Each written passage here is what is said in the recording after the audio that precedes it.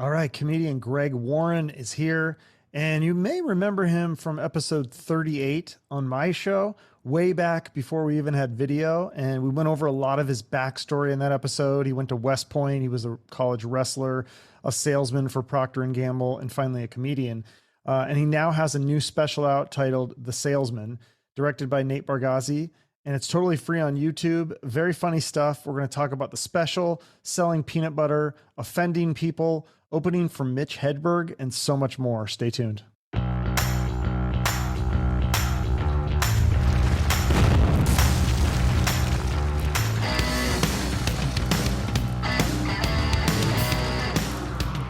I'm trying to check out all these pictures on your wall here. Is that Warren Moon? That is Warren Moon, Warren Sapp. Yes, Warren Sapp. Warren G. Harding, the president.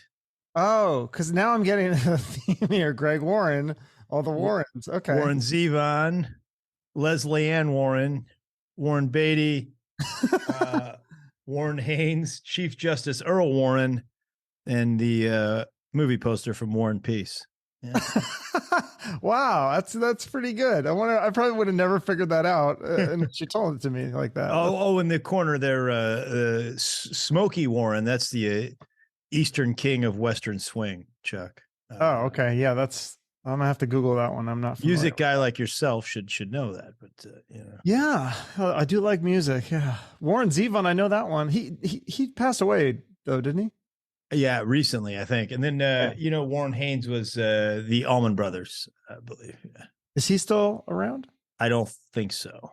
Oh, we're losing so. It seems like every day.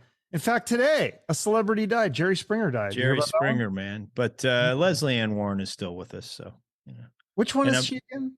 She was in the movie Pure Country. She was nominated for an Academy Award for something. Oh, okay. Warren G. Harding. Sad to say he passed away quite a while ago, Chuck. Yeah. Yep. Warren Moon, I know him because he's from Seattle. Is he really? Yeah, he went to UW, and then he was the Seahawks like play-by-play guy or analyst or whatever you call it. One of the guys. Really? Yeah, I love Warren Moon. Yeah, big fan of him. Yeah, he was good. So this is exciting. New special. How's it the reaction been? It's already out.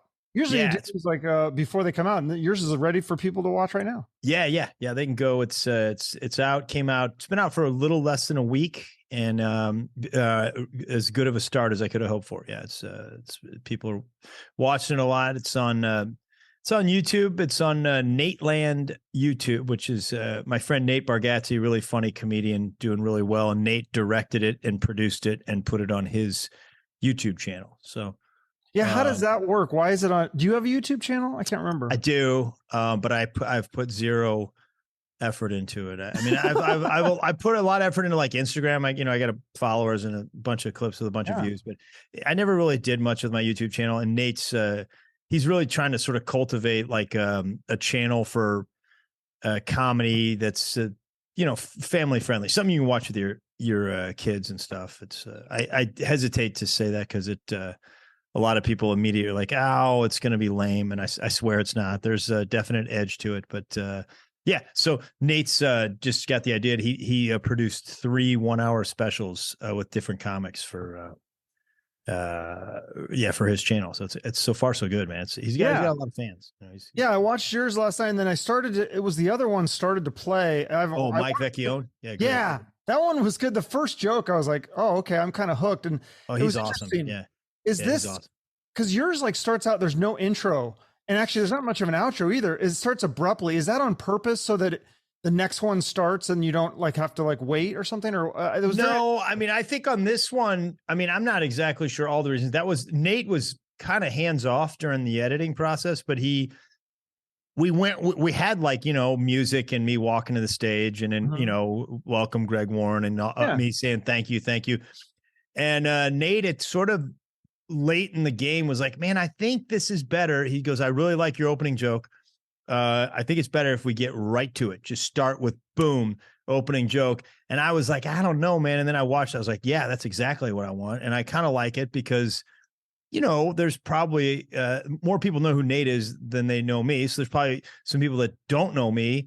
I've pretty good amount of fans that have been really supportive, but some people probably don't know me. And they're like, all right, let's give this 3 minutes and see if we like it. And this joke, I get right to the action on this one. It goes pretty fast, pretty early. Well, yeah, and so that does make sense with YouTube though, because like, yeah, if they're watching a Nate Bargatze thing or the other guy, the Mike guy, or something Mike else, Vecchione, yeah, Mike Vecchione, he's hilarious, but or just whatever, like, because sometimes the algorithm just picks a video, so they could just pick that video, and then instead of having an intro and people go, oh, I don't know this guy, and then turn it off, like it gets right to the joke, and then you might hook them immediately. Yeah, that's what I'm hoping, man. Yeah, I'm hoping they give it 10 minutes, and I think they'll be in. If they're not after that, give it another 10 minutes. No, it was good. Yeah. Some of the stuff I heard, have you kind of been honing this material for a while? Yeah, I think you heard it because none of it has ever been released. No. Anywhere, I saw you live. You saw me in Phoenix, and that was kind of I had gotten at that point. I was like, okay, I'm ready to do a special now. Let's spend a 6 months polishing it. So when I saw you a little while ago in Phoenix, I was getting close. Maybe not quite that far down the line, but I was like, I know what the beats are. Now I just got to polish it and, make it a little funnier. But yeah, you definitely saw a lot of that in Phoenix. I've been working on this for a while. Yeah, no, it was good stuff. Especially I remember cause I remember the jokes. Cause I remember laughing. I was like, oh, this insurance card joke. I was like, this is great. Yeah. So tell me the story about, or tell my audience, cause I already know the story, but about how you were, you didn't do caffeine for like 3 months before the special, man. and then on the day of the special, then you have like Starbucks. That's a really interesting strategy. So then it really affected you. Yeah, I mean, I feel sort of silly talking to you about this because I know who you interview. It's like all the like insane rock stars and all these guys. And I'm here talking about how I really use caffeine to get me going. Like these guys are like, yeah, man, we did a pile of cocaine. So I'm talking on this, mostly music, but I have trouble sleeping sometimes. And I was like, all right, I'm going to get off of caffeine. Almost all the time I have trouble sleeping the night before a big performance. And I used to worry about it because I was like, man, I feel horrible. I got no sleep last night and I'm not going to be able to concentrate and I'm going to perform poorly. But over the years, I've learned actually I'm pretty good. Even when I feel bad, sometimes I perform better. You sort of just let it go and just don't try too hard. But I was like, okay, I'm probably not going to sleep the night before. And I didn't, man. And I was off of caffeine for like 3 months. And, I knew that day I was gonna have caffeine and it was gonna give you a little jolt because I've done it before. I was off of it at one point for more like medical reasons, and I had a big audition for something, and I was like, man, I'm drinking caffeine. I was like, this is amazing. I feel like Superman. If you ever get off of caffeine for 3 months and then get on it, it's the first few days are pretty crazy. So I waited till like kind of when we were going down to do blocking and wardrobe and makeup and stuff. And my buddy Tim was with me, who opened for the special, Tim Convey. And Tim and I, we go down and there's a Starbucks in a Target, like right by the hotel and by the venue. So I walk into the Target. I'm like, dude, I got to get something. I go, get me a venti Emperor's Cloud tea. Okay. Which they put 2 tea bags in there. And I was like, get me 2 extra tea bags. Cause I want to do this again. I'm going to have it now to wake up. And then in between that, we taped 2 shows. I was like, in between the first and the second show, I'm going again. All right. And I'm going to get more caffeine. So I go do my stuff and I come back and Tim hands me this tea. I'm like, thanks, dude. I go, where's the other 2 tea bags? He's like, they're in there. I'm like, what are you talking about, man? Because they're in the tea. I thought you wanted them in the tea. So like I had like this, I don't know, 16, 20 ounce tea with 4 tea bags in there, which if you haven't had caffeine for a long time, it's like jet fuel at that point. So yeah, I felt great, man. Yeah. So you feel great. So you don't I'm kind of like a nervous person though. I feel like the caffeine could have an effect on me where I get really nervous. Like it would accentuate. Could be. That. Yeah. I was so tired at that point that I was like, I don't care if I'm nervous. I'd rather be nervous than feel miserable. Okay. Yeah. So, gotcha. It worked out, man. I don't know. Yeah, no. When I look back, when I heard that story after watching the special, and when I think back, I go, He was really high energy. Yeah, I was probably, maybe I was too amped up now that I think No, about it was it. great. It was awesome. Yeah. I like you. You had a joke about a restaurant where the seats are uncomfortable. That I was like, oh yes, somebody's bringing this up. That is such a pet peeve of mine. Oh yeah, yeah. Especially with like sports bars, like because you Yeah. want a comfortable seat. I don't know if you go to sports bars ever, but Yeah, I do, if you go man. to a sports bar, you're gonna watch like usually like maybe at least a half of a game or something, a couple hours. And yeah, when you get those like metal seat, I don't know that it's like this new trend where all the trendy places have these like just metal seats with no back on it. I think that's what you're that was no back, man. Yeah, when I walk in there, I'm like, we're not eating here. You know, I came to have a meal, not strengthen my core. You know, like I want to lean, I want to relax. I don't like any of the high top tables either. You know, I like for some reason I don't like a high top table. Like see, I like the high tops if there's a comfy seat. If there's a cheat, I have long legs, so I like being able to stretch my legs out. Don't care for them, man. You put me in a high top, I feel like I'm a child in a high chair.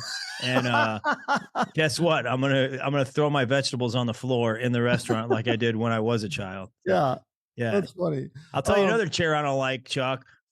I don't like the you go to a coffee shop and they have the chair with the slatted seat. You know, where it's like like a piece of wood and then a space and then a piece of wood and then a space instead of one giant piece of wood. Oh, yeah. You know what I mean?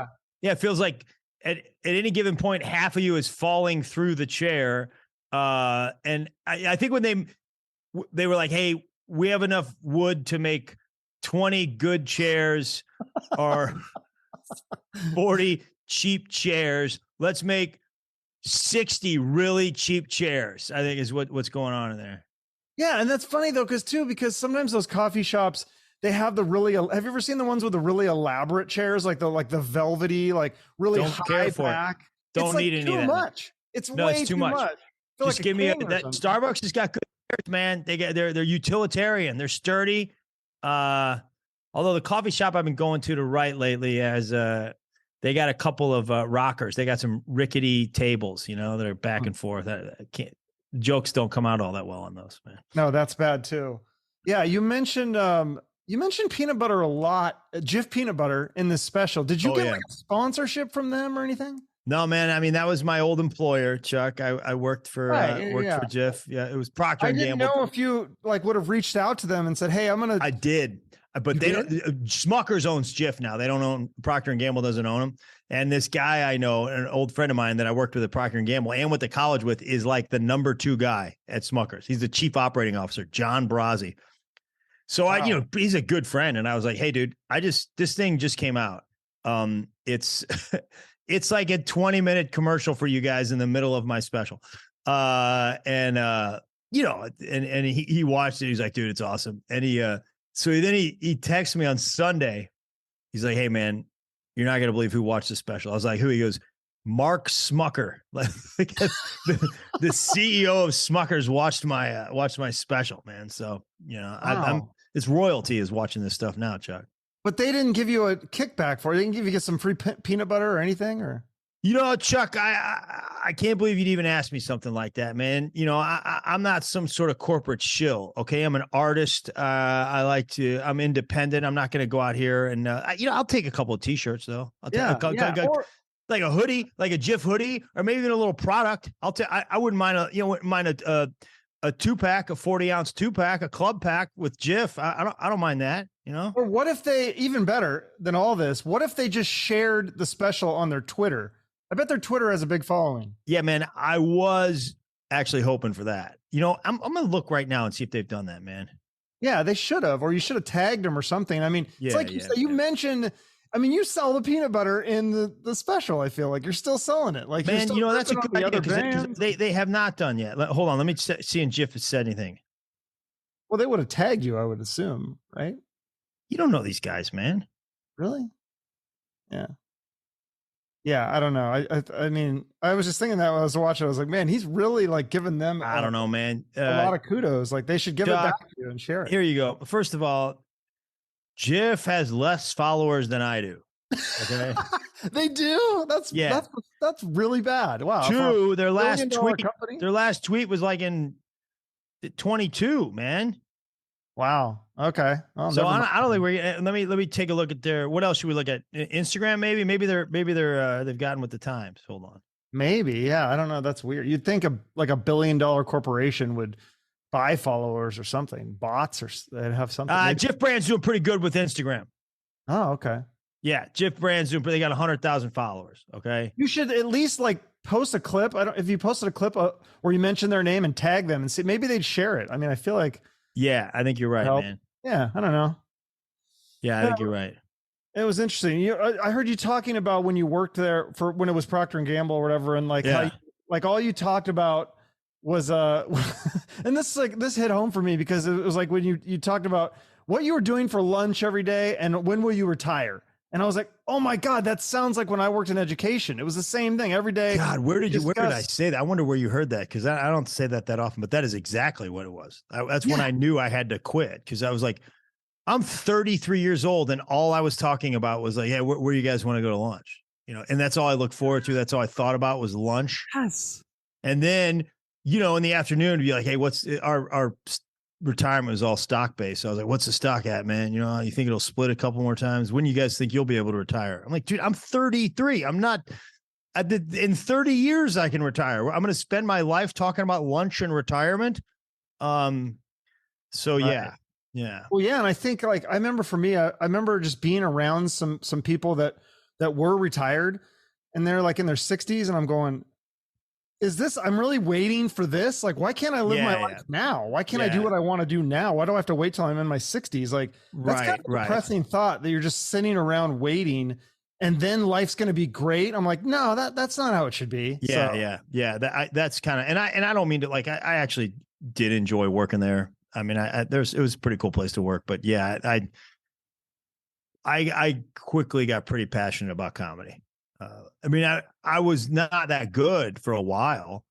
And so I was like, yeah, I love this, but I mean, it doesn't work. And then I started getting pretty good towards the end. And I was like, I did this, I did a gig with Kevin Pollak. He was really cool dude. And he was, impressions, great actor. And a great comic. He had just done A Few Good Men within the last several years at the time. And I got to work with him. And at the end of the week, he was really cool to me. He's like, hey man, he goes, you could do this for a living. You could do this full time, if you tried it. And at that point I did go back to work, but I think on some level I knew like, I'm not long for the consumer products world. I'm going to go try this. Yeah.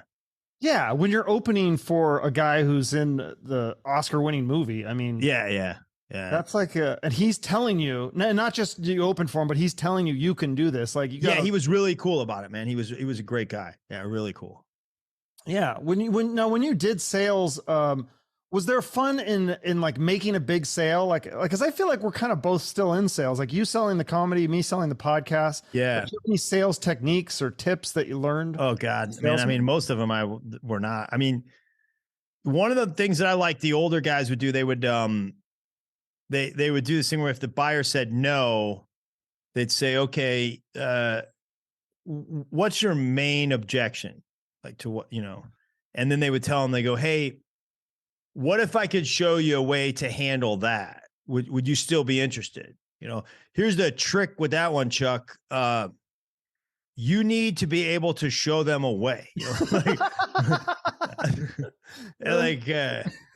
if I could show you a way? Okay, yeah, show me how you'd fix it, and then you freeze, and then be like, yeah. Show me. What if I could show you a way to maintain 30% margin and be the price leader in the market? Would you be interested? Yeah, show me a way. No, I was just saying, what if? Like, what if that would be pretty cool, wouldn't it? Like I'm a peanut butter salesman. I'm not a magician here. Okay. So that was, I mean, I'm trying to think of the other sales techniques.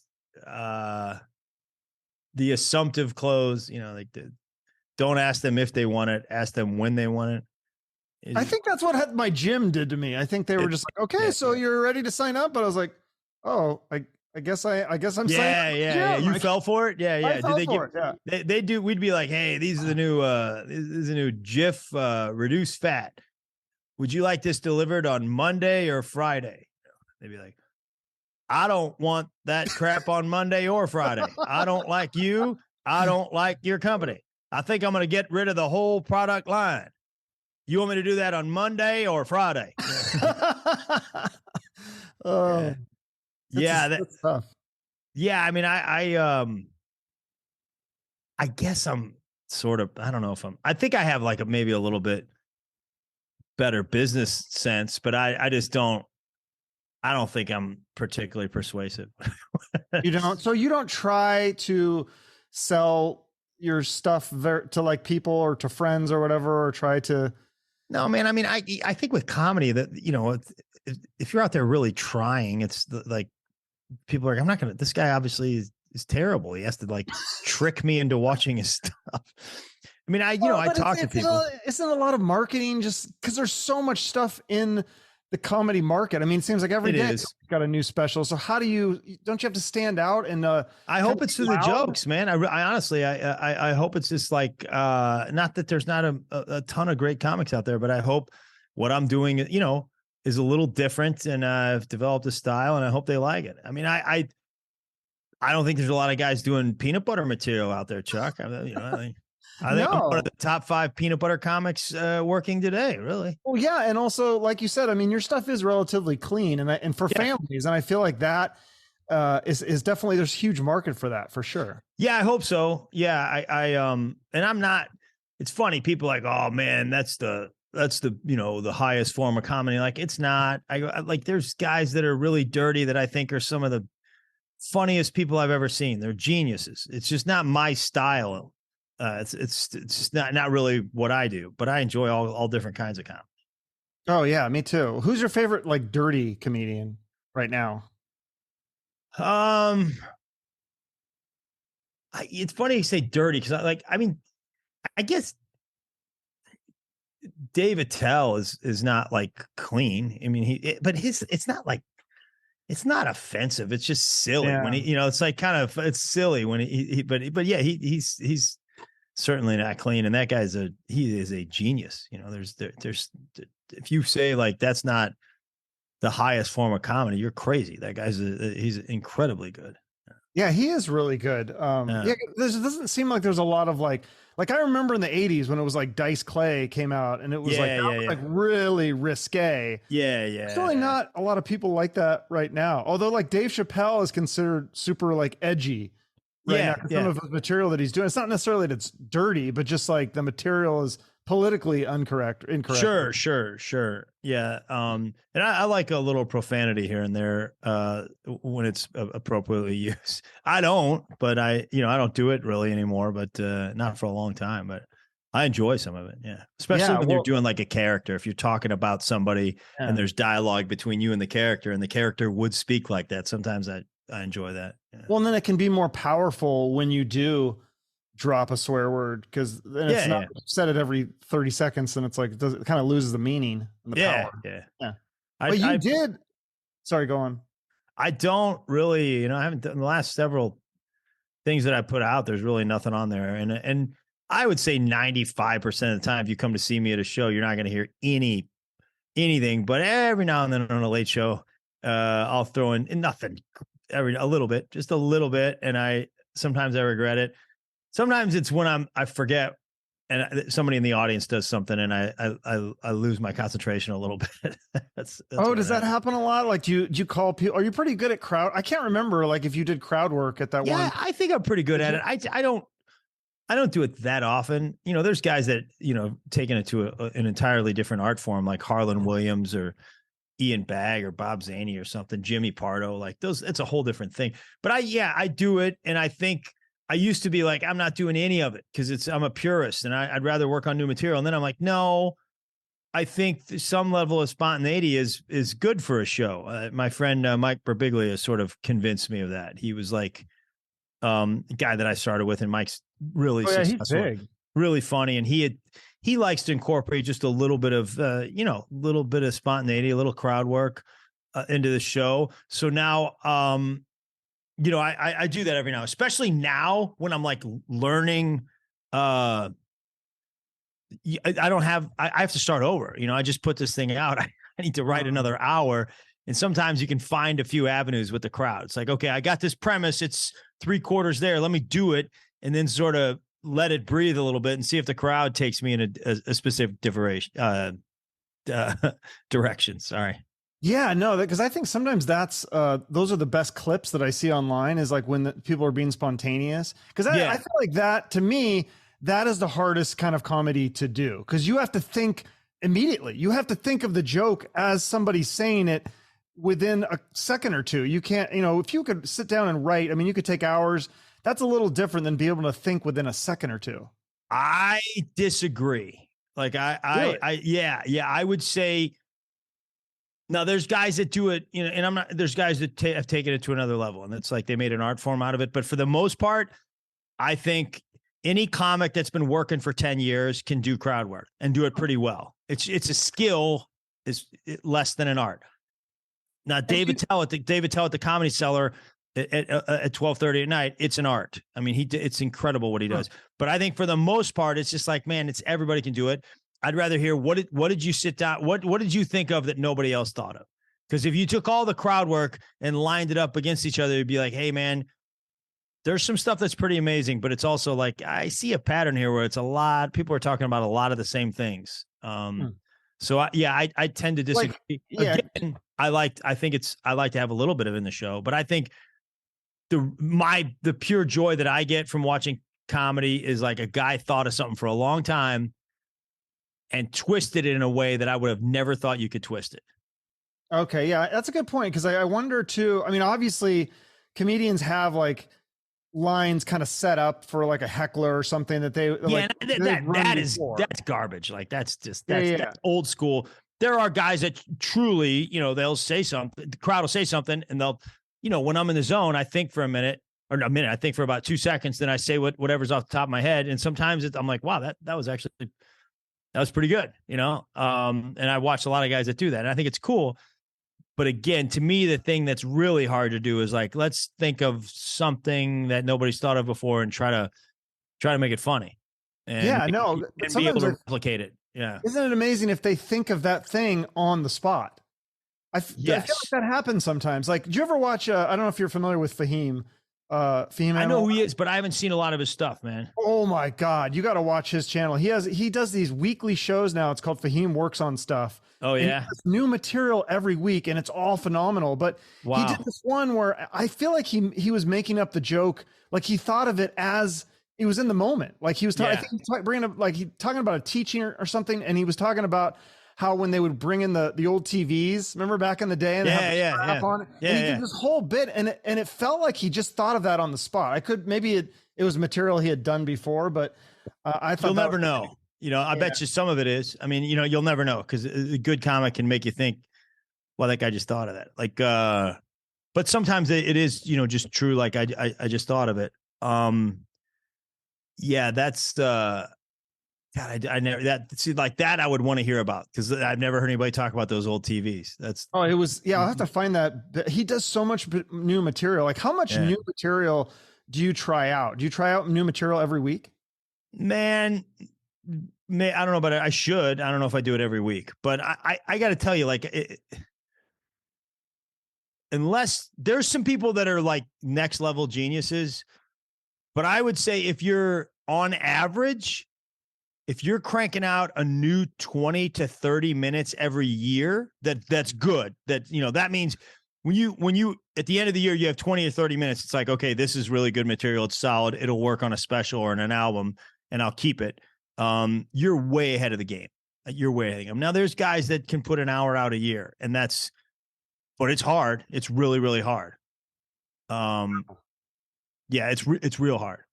Yeah, because it seems like the new wave is these guys that are, I mean, maybe I'm just seeing the clips, but so like Mark Norman, I feel like I watch his stuff. He's great, man. Clips all the time, and it's like, it seems like it's mostly new stuff. It's crazy.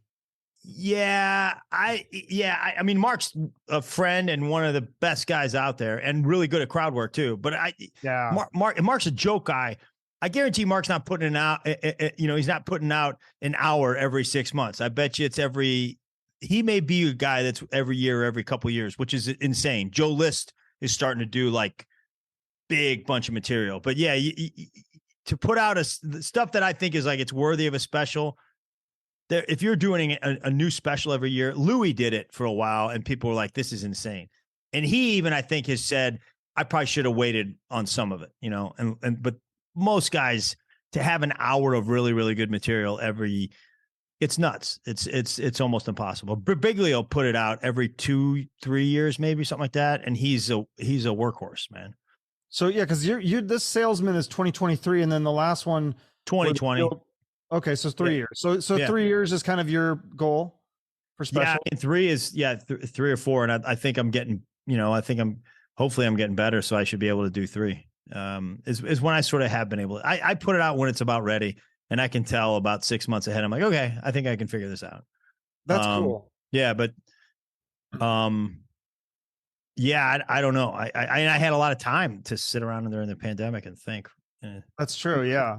And then I think because the other ones you did were more albums, and the last 2 have been video, and they're like professional produced. Yeah. I really like the way they shot this. Yeah. Yeah. That's cool. Well, we talk about how you're more clean and not offensive, but it's funny that you actually did offend somebody with your nurse practitioner joke. Somebody who was a nurse practitioner. Oh yeah. That's crazy to me. Yeah. I got a message from somebody. The response has been overwhelmingly positive, but you know, you'll get a couple, and I got one that she started with, "You are despicable. I've been a fan for a long time, and I'm a nurse practitioner." That's what's so crazy. She's a fan. She's not anymore. She's not, Chuck. Okay. Yeah, not anymore. Yeah, she's resigned from the Greg Warren fan club. She's now out. No, I don't. I always try to play it, you know, like kind of like straight with those people. I just respond, "Hey, you know, the last thing I wanted to do is make somebody feel bad with comedy, and I don't." Yeah. But if you can't see that I'm kidding on this, like it's a joke, and, right? You know, it's a joke, and usually maybe not as much in this album on this special, but usually the person that's taken most of the hits in the special is me. Like I'm pretty self-deprecating, so yeah, I'm kidding. Yeah, I mean, and I bet most nurse practitioners are like, that's funny, you know. Well, yeah. I put it live, and the people that laugh at the most are nurses. I would think so. Yeah. I mean, if somebody did a joke about podcasters, I would probably think it's funny. Like I would probably get it. Yeah, man. It's like, okay. Cause I mean, usually you're finding something that's sort of true and you're twisting it around but exactly. It's a joke. Maybe. That's what a joke is. Yeah. Yeah. No, she doesn't like jokes, or maybe she was in a bad mood that day. Yeah. Or, maybe it's somebody that I've dated in the past and she hates me. So. Oh. I was interesting too how you talked about did you say that you forgot a line in the special on one of the jokes, like, and it like just like like a couple words or something could make a difference in how the audience perceives? Yeah, I mean, we did 2 shows, and most of it is from, I think, the second show, but we salt and peppered in a little bit from you know, the first show. And one of my buddies, Chris Convey, came up to me after the show. The first show, he's like, "Hey, that one, it was the nurse stuff." He goes, "Hey, you messed up a line there." And I was like, "I did?" He goes, "Yeah, you said this." I'm like, "Oh yeah, that wrecks the joke." So I had to remember to fix that in the second joke. And I did fix that in the second show. But then there was this line of this peanut butter joke. And I think the punchline was like, "Type 2 peanut goo choo choo," or something like that. And I just flubbed it on the first show. And I was like, screw it. I'll get on the second show. You know, they still laughed. It's like, it wouldn't be something I want to put out. So the second show, you know, it's towards the end. I just did an hour, and it was great. Everything worked, and I'm killing. And I just I was a little bit slap happy. Maybe the caffeine wore off, but I was like, towards that end, I was like, well, I'm a little goofy here. And I just I flubbed it again. And then at that point, I didn't have another show. So I'm like, "Hey guys, I hate to do this, but I need to say that joke over." Okay. And you actually did that in this, like, I mean, I'm letting you guys behind the curtain here, which I probably shouldn't do, but yeah, I was like, I need to say this joke over. Okay. And you guys, you know, you need to pretend like you just heard it for the first time. Again, This is one joke. This is one joke. Yeah. So I say it and I mess it up again. And then I mess it up again. And at this point, They they're loving it, you know, because this is really? growing up. The audience loves it. And then I think like on the 5th time I got it, and they give me like a standing ovation on the joke. And I'm like, well, that's not going to work either, because nobody's going to. The joke wasn't that good. Like, you know, like they're not going to believe that people gave me a standing ovation on Type 2 peanut goo choo choo like that. You know, like that's that is funny. Yeah. Wow, that's hilarious. So yeah, now I kind of want to rewatch it just to see that joke. Yeah, man. You know, again, I'm letting people behind the curtain here, Chuck, and I hope it doesn't. You know, people are like, this guy's a fraud. You know.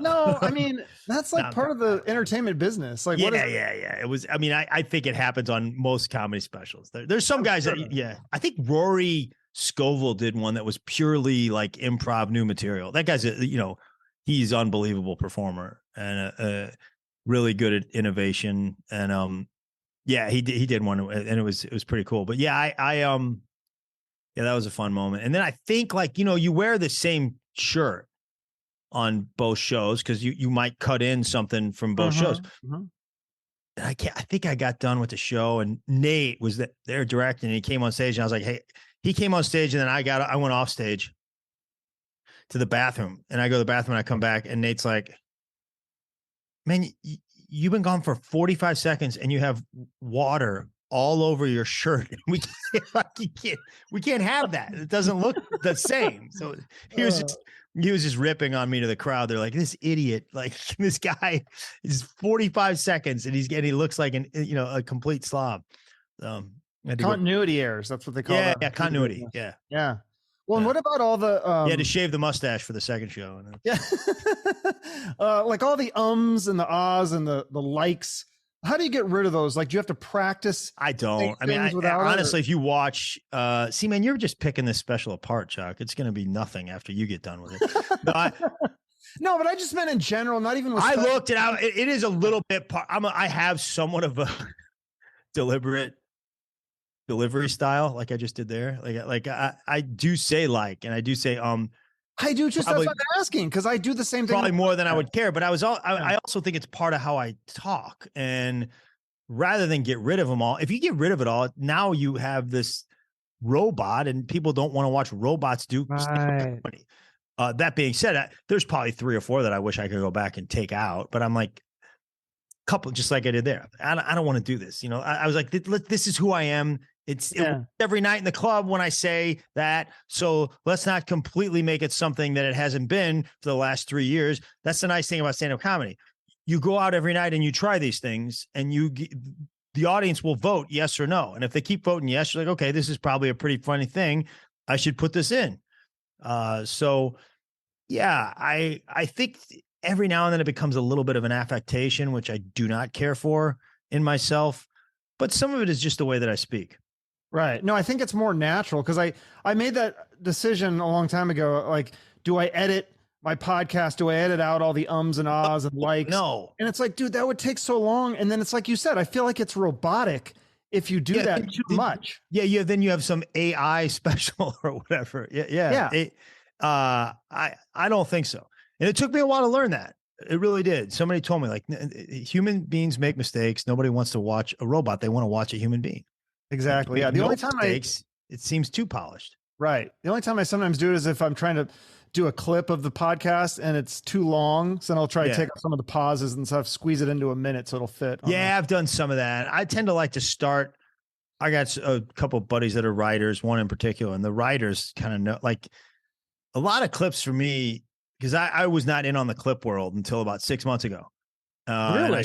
That's huge. Yeah, and I had some that have gone crazy, and it's cool but I learned with a clip, you can start in the middle of the joke. A lot of times, don't take the audience for idiots. A lot of times you start in the middle, and if you start at the right place in the middle, they'll contextually be like, okay, I know what happened before this. I know what happened before this. Well, especially if you have a good thumbnail or title or whatever. And if you have the captions so that, because a lot of people are on their phone and they have the sound off. So yeah. That's a big one.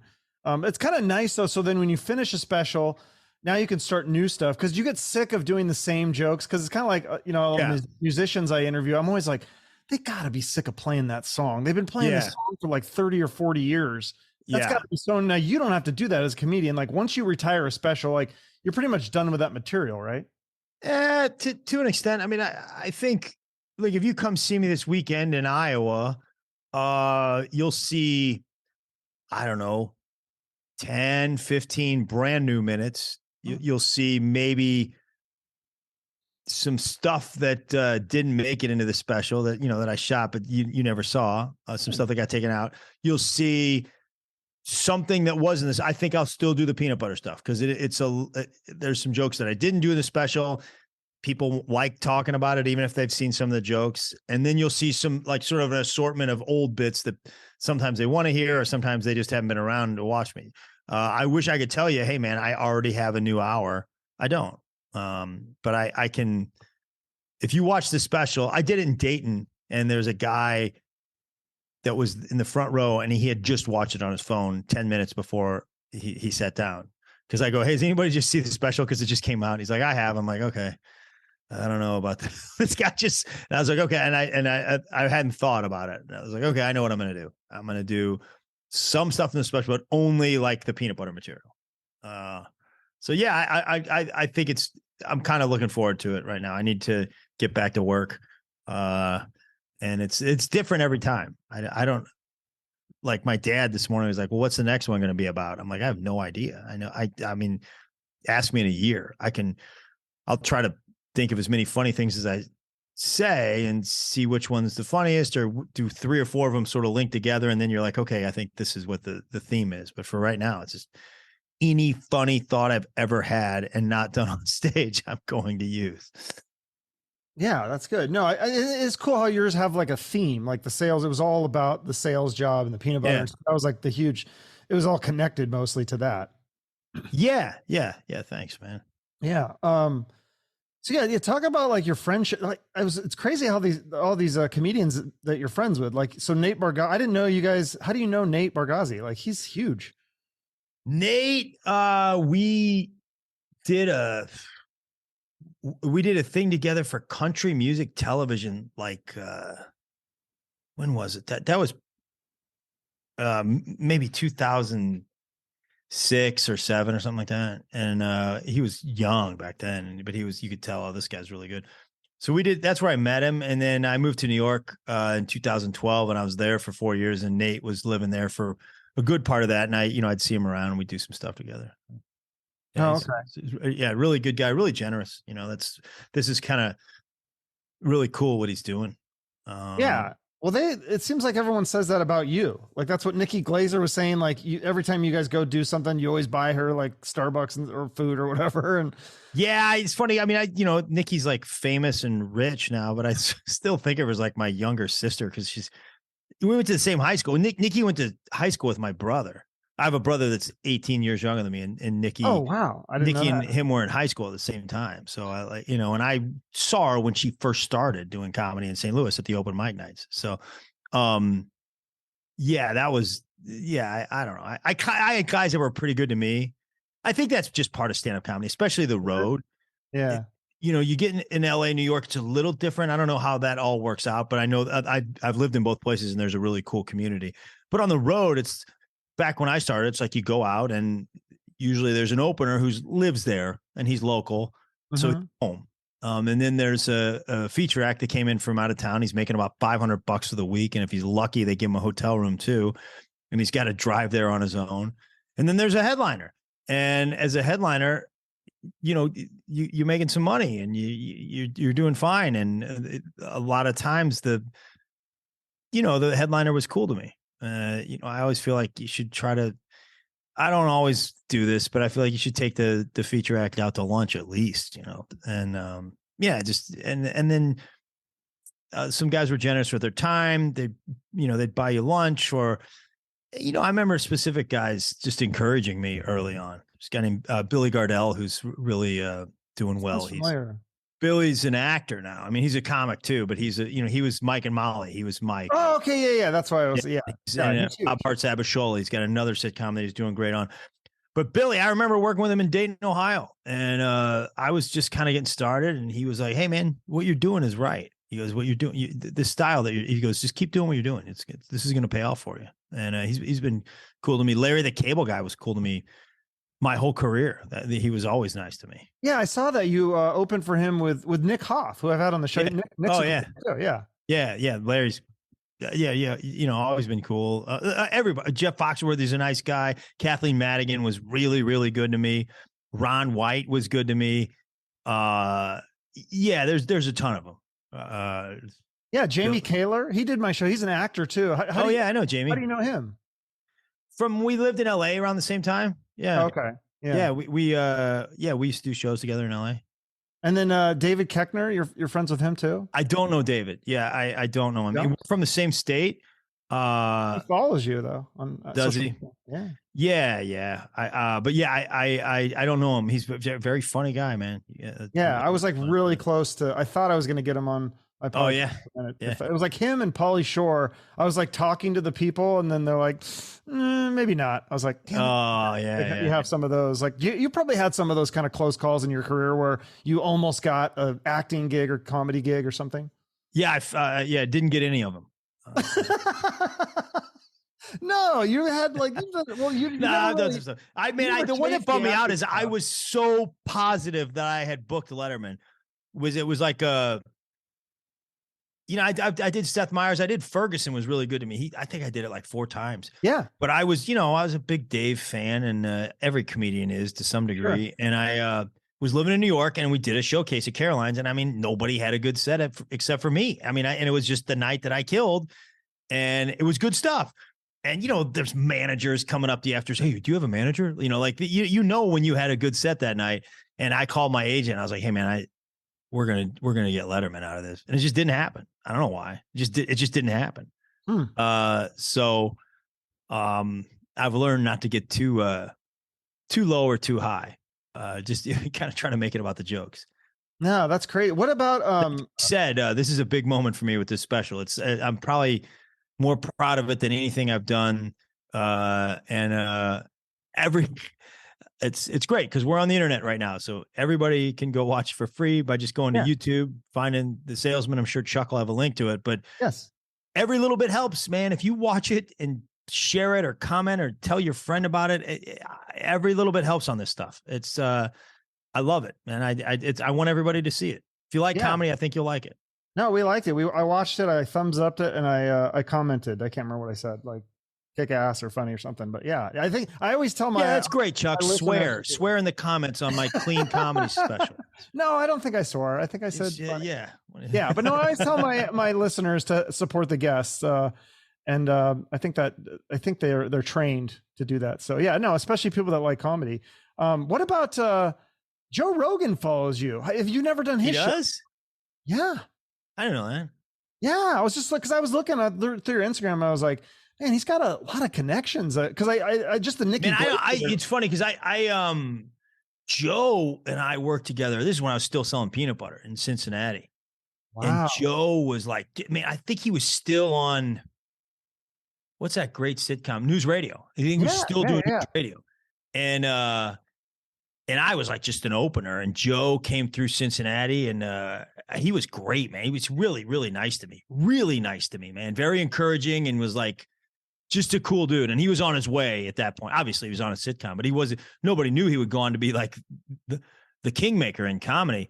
So Joe was really cool. Yeah. And funny dude. Yeah, I always liked him.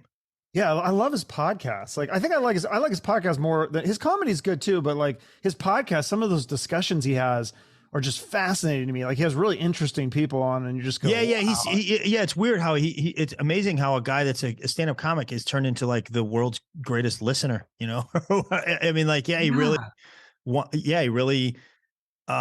draws stuff out of people, and he's a great interviewer, and the part of it probably isn't an accident. He's had so many different roles. He was great in that sitcom, and that sitcom is like one of the best of all time. Then he does Fear Factor, I think, was his next thing, and then he kind of came up with the MMA, and part of that is, I wrestled when I was in in college. Yeah, So yeah, we talked all about that last time. yeah, so a lot of the guys I know Joe. I still am a big wrestling fan, and I'm not a giant MMA fan. I don't dislike it.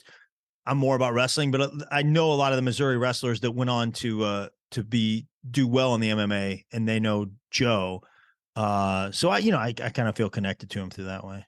Yeah, you should try to get on a show to promote the special. That'd be huge. Yeah, I mean, trust me, man. We're always working on that stuff, man. What do you think what do you see? I think it's cool that you're obviously you have success, but you're not at this like giant level. Like it's gotta be weird being Yeah, like that's real cool, Rogan. Chuck. It's real cool that I'm glad you like that. Don't Man. you think that's better? Because yeah, yeah, exactly. It's so much better, man. No, I think it is. I have shot for mediocrity my whole career, Chuck. Yeah, it's not mediocrity, it's success. That level of like the Joe Rogan, I feel like you're just like waiting to be like Louis CK, like you're just waiting to get canceled. I'll take a shot at it. You know what? Give it. I don't mind. Okay, well let's get you there then. No, because Louis CK is a good example. He's a guy that got more famous later in his career. Like what was he in his 40s or 50s when he really got big? Probably 40s. Yeah. I bet you Louis and I are similar ages. Yeah. Yeah. Yeah. He was cool to me too. The little interaction I had with Louis. Yeah. Yeah. I think, God, it just sucks to see those guys like try to get what people, I almost feel like they're trying to cancel them or whatever. Like, yeah. And I think like when you're on the top. Yeah. I mean, I really try not to speak much about this, but, why? Because I don't know. Too controversial. Yeah, I don't like talking about anything all that controversial in my act or publicly. And from what I can see, Louis did some stuff he shouldn't do, but I don't think I don't think he should have been kicked out of show business either. You know? Yeah, I mean, it's kind of like the audience sort of decides it too in a way, because like I mean, if there's an audience for him, then he's going to eventually come back because people are going to want it. But I guess comedy club owners could say, no, we don't want you here. And all no, Louis is doing fine now. He's selling. I mean, Louis is doing just fine. But I don't know. And none of us will ever know what happened. I think he's even, I don't know. This just from, and didn't obsess over it, but I was like, yeah, that looks like that was not right. And that was not right. And that one, I don't know if it's all the way. And, yeah, I think he did some stuff he shouldn't have done. I don't know what the punishment should be for that, but that's the thing. It's like the punishment. Yeah, it's like because we all make mistakes, but then it's like, okay, so then should they just never be a comedian ever? Because that's what he does. That's what he's good at. I don't know. Yeah, I don't think that Cosby should ever be a comedian. He should be in prison. I don't know. Yes, no, exactly. That's where it's all sort of gets lumped together, and I kind of hate talking about it, but I also don't want to be gutless and say, I can't talk about anything. So yeah, I think it seems like if Cosby did what they say he did, and it seems like there's a lot of evidence that he did, then that's really, really bad. From what I can see, and I wasn't in the situation. Louis did some stuff that hurt some people, but I don't think it was anything at all close to what Weinstein or these miserable people did. Yeah. No, those people are like monsters. They're scary shit. But it's interesting. Like I don't know, you follow John Mulaney, and he just had a special too, and he did a joke about Robin Williams and how people have this misconception that all comedians deal with depression and darkness, and he's like, it's bullshit. He's like, yeah, some of us are fucked up, but I don't know if you saw that joke or that special. I didn't. No, I didn't see it. Yeah. Yeah, it is. What is your thought on that? Just that all comedians deal with darkness, because you don't seem like a kind of guy that gets depressed very often or anything like that. Yeah, I mean, I think I do. But I also think like I've had a pretty fortunate set of circumstances in my life. Yeah. Well, you also don't get mixed up with the drugs and stuff, right? That I know of. And I have friends that a ton of my friends have gotten, had substance abuse problems. So yeah, I think I certainly have dealt with different levels of depression, but who Really? I think I'm way more fortunate than most. I had great parents. I was given a lot of great stuff. But yeah, I think and the thing is, I think everybody has dealt with something, if you get old enough, I think everybody's dealt with something. And yeah, I do. Probably comedy does require you to be pretty introspective. And so maybe there's a little bit more of that. And I do think that, also probably less today, but back in the day, like the freedom of it and the lifestyle was perfect if you wanted to be an alcoholic or a drug addict. Like it was just free drinks on the road and drinks, late nights, and a lot of drugs around, especially from what I understand in the 80s and 90s. And at that point, man, just get some material, get 45 minutes together. The comedy clubs were booming, and you can go out and work and work for a long time and get paid pretty well. And then somebody started figuring out, oh, I need to sell tickets too. And like, I need to be a guy that not only am I just the guy behind the microphone, I'm the guy that, that people really, really want to go see. And to do that, I don't think there's some guys that, some of my favorite comedians dealt with substance abuse right up to the end, and they put out some of the most amazing stuff you'll ever see. Oh yeah, like Mitch Hedberg. God, I opened for Mitch. You did? Oh, tell me this story. I love Mitch. I mean, all I can tell you is he's one of the sweetest guys you'll ever meet, man. Very funny. I mean, but really cool, man. He was like, he like tipped me back then at a club, which most headliners don't do that. His wife was like, "Hey, Mitch wanted to have this," and she gave me some money. And what? Wait! I didn't even know that was a thing. It's not, man. It rarely is a thing. But I was just some random feature act. And Mitch, after the week, Mitch was like, or Mitch's wife, Mitch didn't want to do it. So she was like, "Hey, hold on a second." I'm like, "What?" She's like, "Hey, here, this is for you, and this is for you. It's from Mitch." I'm like, "Yeah, that's amazing." And he, he was interested in, like, I think I worked with him, I don't know, a month, 2 months, 3 months before he died. And back in that time, I was really trying to get a Comedy Central special, a half-hour special. And I remember Mitch was like, "Hey, man, I think this is going to be the year you're going to get that Comedy Central special." He cared enough to be interested in that. It's pretty neat. And he was, at that time, he was blowing up, man. I mean, yeah. One time I saw him buy a shot for everyone in the crowd at like a 300-seat comedy club. There's 300 people there. And Mitch is on stage. He's like, "Hey, I want to buy everybody a shot." And I'm like, he just kills profit. and the wait staff was like kind of laughing, and the manager's like, "Huh," and I was like, "Hey, he's doing this. Like, I know you think he's kidding, but he's doing this." He's like, "No, I want to buy and he bought everybody in the audience a shot." Wow. Of what? Of the same thing or what? I don't know, man. Wow. Yeah. That's crazy. Yeah. Well, his character, like that kind of stone, if you watch his early stuff, he doesn't really do the stoner kind of voice as much. Really? Yeah. So like, I wondered but is that how he talked off the stage? Like that's just how he talked? I mean, I didn't notice a giant difference. I don't think I noticed a giant difference.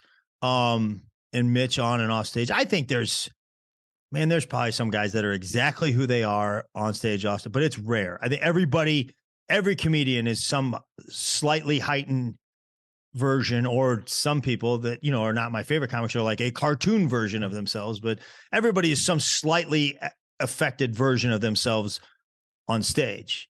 Yeah. And you're probably a little different than you are, just walking around when you're. I'm always in a good mood when I'm on a podcast because I'm like, this is fun, there's somebody in a bad mood. You're like, it's like, oh, that's the same guy that does the podcast.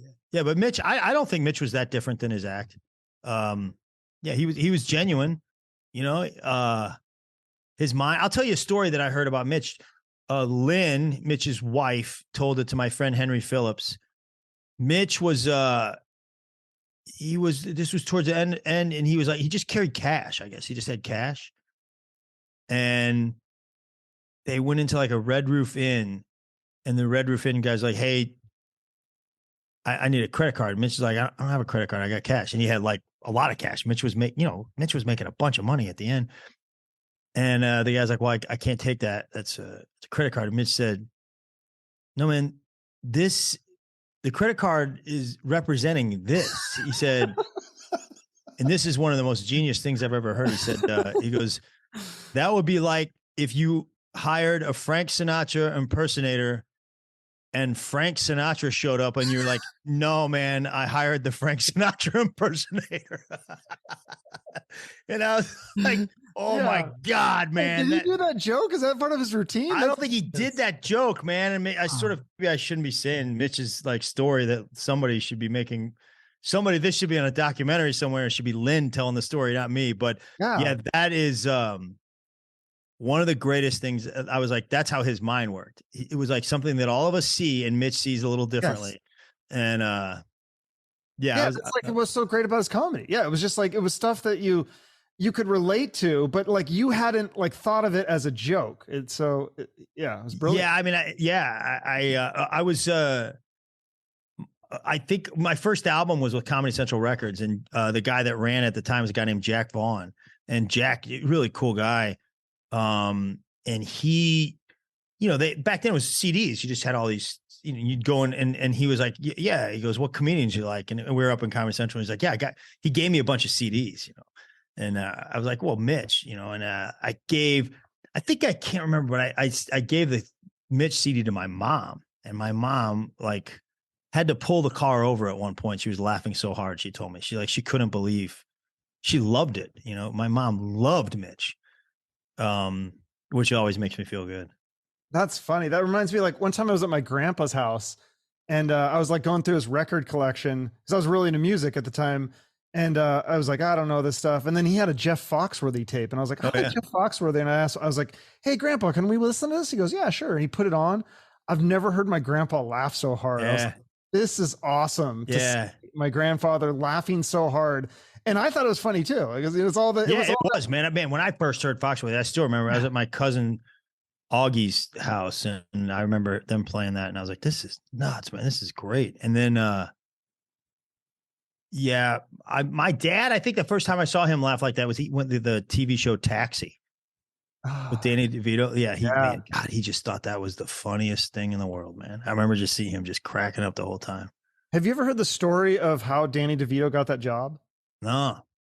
Yeah. So this is what when I was in college, I took these acting classes and my acting teacher told the story. So I think it's true. I don't know. But he said that Danny DeVito just came into the audition and he started like yelling at people and telling people what to do and stuff and like acting like the character. And they're like, everyone's like, what's wrong with this guy? But he was like doing the character. Really? Yeah. And that's how he got the job. That's amazing. Oh, that's so cool. Yeah. Ballsy. Yeah. Right. It is. Yeah. It's those stories, like they work out, one out of every 500 times. And then you see me go in there and try something, be like, hey man, what are you doing? Get out of here. Did you try that kind of shit? Did you do a lot of auditions? So. I did in LA. I did LA and New York. I did a handful here and there. I remember one time my friend Jimmy Dore, who's a comic, I had an acting audition. Oh, my buddy loves Jimmy Dore. You're friends with Jimmy Dore too? Oh yeah, man. Jimmy was a great comic. So Jimmy and I lived in LA and I had some hosting audition and, they would write copy for the host, but they'd have comics. And so and Jimmy's like, hey man, what they really like is just write your own copy for it. Like these jokes is some writer and they don't put much into it. Just write your own jokes, make them funny. And you'll be better than so I walk in there and, they're like, okay. And then I start doing my jokes. And this guy's like, he lets me go for like 30 seconds. He's like, hey man, he goes, what are you doing? Like, I put my own jokes in there. He's like, yeah, man, don't do that, man. Don't do that. Just do the stuff that's on the page. Like, hey, thanks a lot, Jimmy. Thank you. Yeah. So Jimmy was fucking with you? No, he wasn't. He thought that was, in a lot of cases they do want that, but I just happened to be the one guy that didn't. And I called up Jimmy. I'm like, hey man, he's like, oh man, I'm sorry. It works for me. Oh, okay. It's like funny. It works for Danny DeVito, but I try it. And they're like, would you get out of here, man? Don't do that.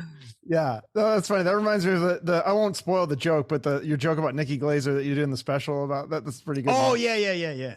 Do you do that kind of shit with comedians a lot? Do you fuck with them? Yeah. I think you do? Yeah, definitely. Yeah. Really? I think we all do. Yeah. But you help them too. So it's all in good fun. I think so. I think I've helped my fair share. Well, they seem to be kind to you, and Nate's having you on his podcast, and Nikki on her podcast. And Yeah, man. Yeah. it's like it pays off later. It's like pay it forward. I hope so. Yeah. I don't know. I'm no saint. I'm sure there's some guy that's like, yeah, that guy wasn't that friendly at all. But Really? yeah, I don't know, man. Everybody, the road gets to you after a while. And sometimes you just, I hope I've never been bad to anybody, but sometimes you're just like, you're exhausted. You did radio and you flew in and you're like, and you just beat and you're like, I don't know. I just got to get through these shows. And you're like in the green room. And the guy's like, hey man, what's going on? You're like, oh, yeah, what's up, man? You're like, I look back. I'm like, man, I should have just been cool, been nicer to the staff, been nicer to the other comic, and been interested in what they were doing. And I'm sure there's some times when I've not been. I'm going to do better, Chuck. I'm going to do better. Well, no, that's tough because I talk to musicians. It's the same thing because like musicians, they don't make anything off record sales anymore. So now every band has to do like a meet and greet, and I always ask them like, do you like doing the meet and greets? And like, I mean, they always say like, oh yeah, I love meeting my family. Like, I don't buy this shit. Like, I think 80% of them would rather just be in the green room and relax after a show and not have, because they didn't have to do that back in the day. Sure. I mean, I've done some, and and I think I don't sell stuff anymore. I used to like sell stuff after the show or whatever, and I don't do that anymore. Oh, you don't? Yeah, I don't. I kind of just grew out of it, and I let my opening acts do that. That's how I can get them some money. Is I try to sell their stuff. But yeah, you gotta. I think everybody in all of life would rather just sit on the couch and watch TV. Like so. If the question is, hey, do you want to go out there and meet all these people and talk to them? You're like, I don't know. But then but you need to, and the chances are you enjoy it. A lot of times I do enjoy it. I really like, I like talking to people after the show. Yeah. Does that give you a thrill obviously probably doing the stand-up itself and hearing the reactions and the laughter, that's like the biggest high, but does it also give you a high when someone's like, hey, that joke really, yeah, I love it all. I love it all. And what you got to stop yourself from doing, which I've done at times, or like a couple of times. Hold on, sorry. Yeah, I can't see you, man. Yeah, I can hear you. You can hear me. Okay, good. Yeah, yeah. So I feel like I'm talking to like Martian or something at this point. I don't know what happened. Yeah, you can take it for granted, what you don't want to do. You're like, yeah, people tell you great things, but you hear it, a lot, and you start to not realize that it's all special, and you need to treat it that way. And like I said, man, I'm going to do better, Chuck. Thanks for making me feel good. All right. Well, no, I think you do good. That's what I was trying to, I am like a Martian. Jeez. Okay. Yeah. Well, we'll get out of here because I don't know. I'm having technical difficulties. I don't know how to fix it. I don't know, man. I think this is a good look for you. It's an improvement. Yeah. Last time you were here, we did charity, Wounded Warriors, Covenant House, Children International. You want to promote those again as well? Oh yeah, man. Did I say something about those? Yeah. I always end with a charity. You promoted those last time. So that's Wounded Warriors. That's a good one. Yeah. I'm back. Wounded Warriors. You just remind me, I think my credit card number's messed up at Covenant House. So maybe I'm not giving them any money right now, which I should, Oh, Children's International. Yeah. Yeah. Okay. We talked about that last time.